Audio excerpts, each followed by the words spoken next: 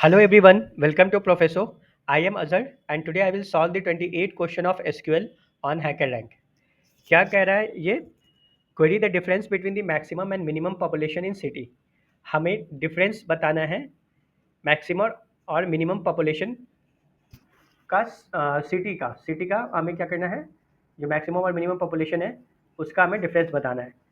तो पॉपुलेशन का मैक्स और मीन निकालेंगे और उसे सब्ट्रैक्ट कर देंगे।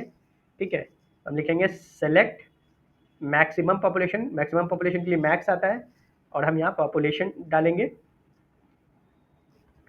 और दूसरी तरफ हम क्या करेंगे, माई सब्ट्रैक्ट साइन देंगे, फिर मिनिमम लिखेंगे, मिन लिखेंगे और पॉपुलेशन लिखेंगे।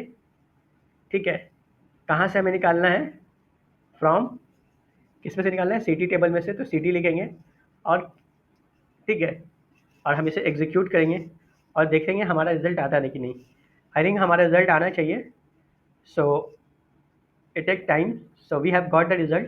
So stay tuned for the next video. अगर आपको ये वीडियो अच्छा लगा हो तो इसे लाइक, कमेंट और सब्सक्राइब करें और हमें मोटिवेट करें। Thank you.